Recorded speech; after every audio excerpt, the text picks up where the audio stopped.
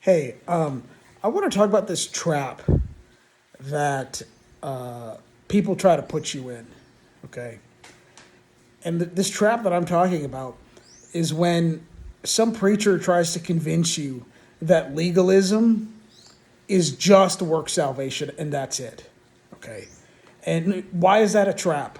Because, the whole reason they do that is that they, they want to basically come out and say, "Oh, see, I'm not preaching work salvation, so I'm not a legalist." And then they just start preaching the law at you, okay? And you know, because they're trying to Judaize you, basically, okay? They want you to define legalism as just basically somebody who preaches work salvation, okay? But legalism is more than that. Yes, of course, somebody who preaches work salvation is a legalist, okay?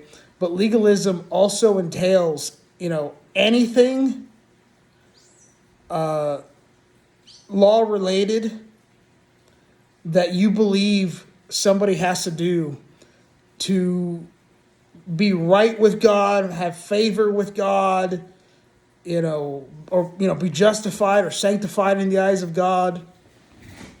Okay. And that's all legalism. Okay. And in the book of Galatians, Paul's telling the Galatians, and he was worried about it. He was like, hey, look, who hath bewitched you? Okay. Because what were they tricked into believing? They were tricked into believing that their flesh perfects their spirit, okay? And they were, falsely led to believe that something was missing in their life and that they had to, basically do all these works to find favor with God, right? And so they were going back to the law, okay? And later on in Galatians, Paul explains to them that the law was a schoolmaster to bring us unto Christ. But, basically, once we're brought unto Christ, there's no more need for that schoolmaster. Okay.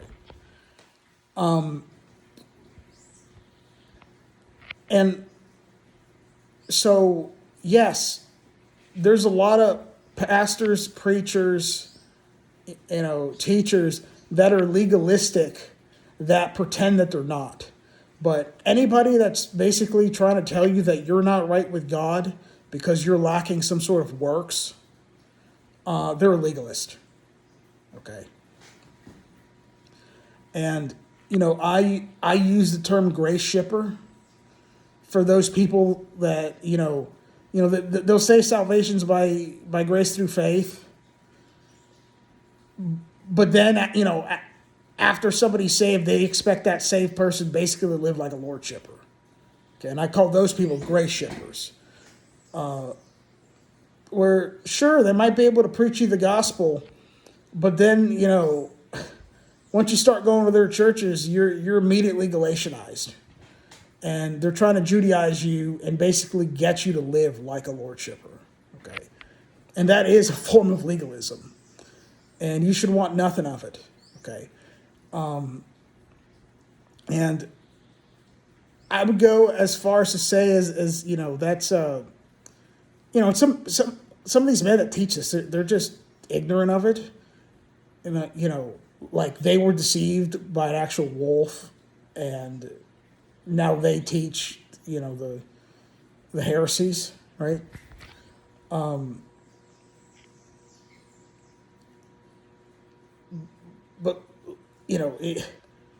But I'm going to go as far as to say that it's a blasphemous thought for you to think that you have to go back to the law, because you look. Of course, you can't lose your salvation, okay? But if you go back to the law after you're saved, basically what you're saying is that that you're lacking something, and that Jesus Christ isn't fully sufficient. That's basically what you're thinking in your in your grace ship in mind. You're like, oh, I have grace, but I need to get right with God. No, Jesus Christ makes you right with God. Okay.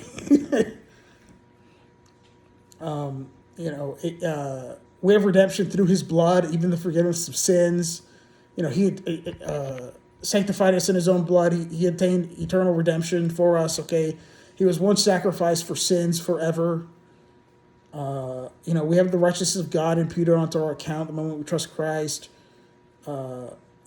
He paid our sin debt in full. He's able to justify us from all things, okay? And the people trying to get you to seek the law for God's approval, basically, the conclusion of their doctrine is that, that basically they think that Jesus Christ is not sufficient. Okay. Hey, that's heresy. It's a bunch of heresy. Jesus Christ is sufficient. He is able to justify you from all things. He really did free you from the curse of the law. Okay. And people who go back to the law, it's like they're begging God to curse them. Okay. It's really weird. Because, according to James 2:10, for whosoever shall keep the whole law, yet offend in one point, he's guilty of all. Okay. And,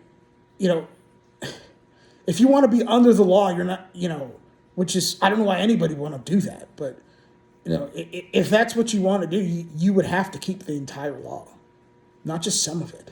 Okay. Because if you offend in one point, you're guilty of all. Okay. And, if you're an unbeliever, you're under the curse. And if you're a believer trying to go back to the law, God can't curse you, but it's almost like you're cursing yourself. It's like you want to be cursed. It's weird. Okay. And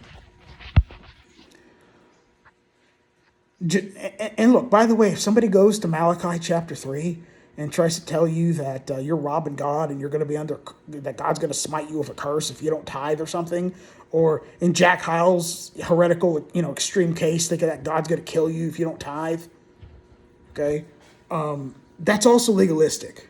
And Jack Hiles was another moron that didn't understand what legalism was.